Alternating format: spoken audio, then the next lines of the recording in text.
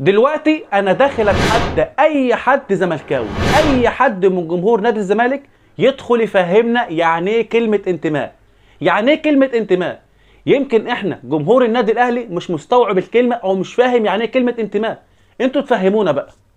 دلوقتي جمهور الزمالك شايف ان اللاعب محمود كهربا خاين علشان ساب الزمالك وراح لعب في النادي الاهلي، وشايفين كهربا لما بيحتفل مع جمهور النادي الاهلي او بيتكلم كويس عن جمهور النادي الاهلي شايفينه لاعب بيدور على اللقطه. يعني هو مش بيحب الجمهور ولا بيحب النادي، لا ده هو بس بيدور على اللقطه، بيعمل لنفسه منظر مع الجمهور. هم شايفين كده، ده رايهم هم، راي جمهور نادي الزمالك. في نفس الوقت شايفين ان امام عاشور خاين وبرضه عليه نفس الكلام، وبرضه لما بيحتفل او بيعمل حاجه مع جمهور النادي الاهلي برضه لاعب بيدور على اللقطه. ده حسب راي جمهور نادي الزمالك. نفس الكلام كان بيتقال على فتوح بالظبط، رغم انه كان مجرد كلام بس انه هينتقل للنادي الاهلي، مش رسمي يعني.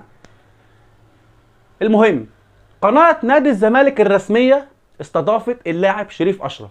كلنا او معظمنا يعرف اللاعب شريف اشرف، كان بيلعب في النادي الاهلي. بدأ كلامه في الحوار وقال انا كنت بلعب في النادي الاهلي وكنت بحب النادي الاهلي، تمام. وقال بقى بالنص دلوقتي انا زملكاوي قلبا وقالبا وبحب الزمالك من اجل جمهور نادي الزمالك. هنا بقى اصبح شريف اشرف لاعب عنده انتماء، عنده غيرة على الكيان، لاعب بيحب وبيعشق نادي الزمالك من اجل جمهور نادي الزمالك، مش لاعب بيدور على اللقطه، لا، لاعب منتمي قلبا وقالبا لنادي الزمالك. خلاص هو كده نسي النادي الاهلي، تمام. هم شايفينه كده. يا راجل ده انت زيزو لما كان في كلام بس ان زيزو هيسيب نادي الزمالك قلتوا عليه بالنص كده هو انت مين يا زيزو؟ ده انت كنت بتحلم بس تمشي جنب سور نادي الزمالك. احنا اللي عملناك، واحنا اللي عملناك لاعب، واحنا اللي عملناك نجم. دلوقتي لما زيزو جدد وخد مبلغ خزعبلي خرافي، كلنا عرفنا الكلام ده كله، مش محتاج اشرح يعني.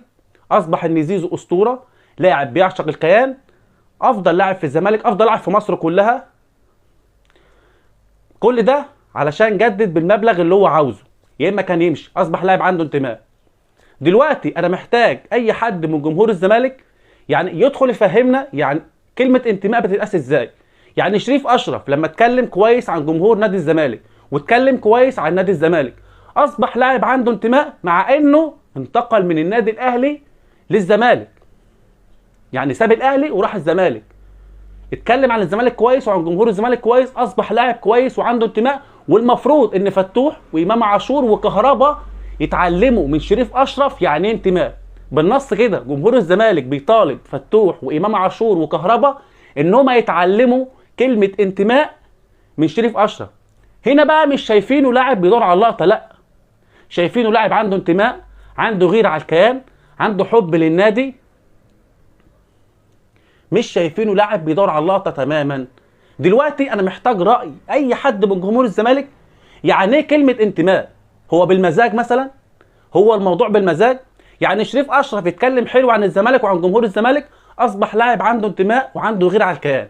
كهربا وامام عاشور يتكلموا كويس عن جمهور النادي الاهلي، لا، لعيبه بيدور على اللقطه بس مش اكتر. حد يفهمنا بالراحه كده.